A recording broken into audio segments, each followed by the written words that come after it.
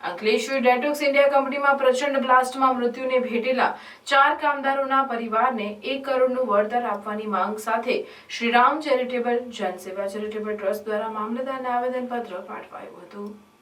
શ્રીરામ ચેરિટેબલના શૈલેન્દ્ર પટેલ, સંતોષ પાસવાન અને જનસેવા ચેરિટેબલ ટ્રસ્ટના આગેવાન સહિતના યુવાનોએ મુખ્યમંત્રી ભૂપેન્દ્ર પટેલને સંબોધીને અંકલેશ્વર મામલતદારને એક આવેદનપત્ર આપ્યું હતું। ડિસેમ્બરના રોજ બપોરે અંકલેશ્વર ડેટોક્સ ઇન્ડિયા કંપનીમાં પ્રચંડ બ્લાસ્ટ થયો હતો। સર્જાયેલી ગોઝારી ઘટનામાં કોન્ટ્રાક્ટ હેઠળ કામ કરતા 4 કામદારોના અચાનક પ્રચંડ બ્લાસ્ટ થતા 4 કામદારો દૂર ફંગોળાઈ જતા તેઓના સ્થળ પર જ કરુણ મોત નીપજ્યા હતા।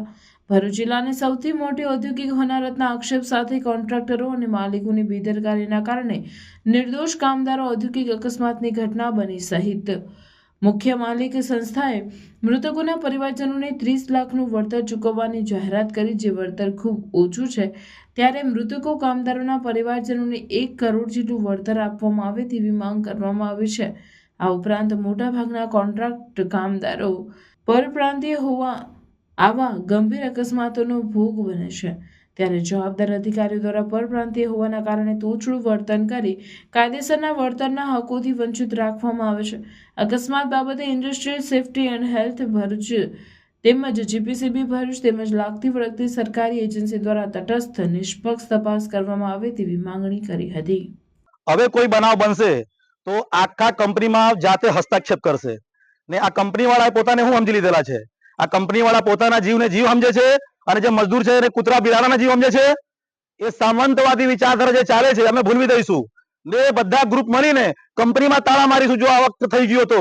આ અમે કહીને વાત અમે વિરામ આપે છે। જય સંविधान, जय श्री राम। सहाय इसलिए हम मांग रहे हैं कि उसमें ऐसा भी परिवार है जो अपंग है और वो अपने पति पर निर्भर थे, तो अब उनके पास कोई गुजरा न होने के कारण हमारी सबकी मांग एक ही है कि उनको पीएम फंड में से एवं गुजरात सरकार द्वारा उनको मुआवजा मिले। जैसे 2023 में आंध्र प्रदेश में जो प्रचंड ब्लास्ट हुआ था और वहां की सरकार ने 1 करोड़ रुपया तुरंत ही मृतक परिवार को मिला था, तो हमारी भी ऐसी मांग है कि गुजरात सरकार द्वारा भी उन्हें 1 करोड़ सहाय के रूप से दिया जाए। और आपके माध्यम से, मीडिया के माध्यम से ये खबर को हम भूपेंद्र भाई पटेल तक द्वारा पहुंचना चाहते हैं और नरेंद्र मोदी से भी कहना चाहते हैं कि इस पर एक कायदा बनाए और कंपनी में ऐसा इंश्योरेंस लेना जाए ताकि हम लोगों को कंपनी के सामने विरोध ना करना पड़े और उनको कम से कम ऐसा इंश्योरेंस ले कि कम से कम उनके परिवार को 1 करोड़ तक मुआवजा मिले।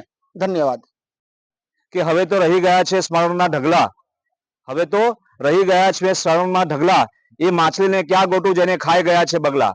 આ જે કંપની રૂપી બગલા છે, આ જે માછલી રૂપી કામદાર, જે હંગામી કામદારો હતા એના જે મોત થયા છે, એને જે મળવાપાત્ર રકમોનો જે અભાવ છે, જે કામદાર કર્મચારી પરમેનન્ટ હોય, હંગામી કામદાર હોય, એના જે ધોરણો અલગ છે, બે રજિસ્ટરમાં એમને સહી કરવામાં આવે છે, પૂરતું વેતન મળતું નથી, સેફટીનો અભાવ છે। આ જે ઘણી બધી વિસંગતતાઓ છે ના લોકતંત્રની અંદર જો આવો અન્યાય થતો હોય તો આ કાળા અંગ્રેજને મારે કહેવું છે કે આ જો આની વ્યવસ્થા કરવામાં નહીં આવશે તો આવનારા દિવસોમાં આનાથી વધારે ઉગ્ર આંદોલન કરીશું અને જે ભાષામાં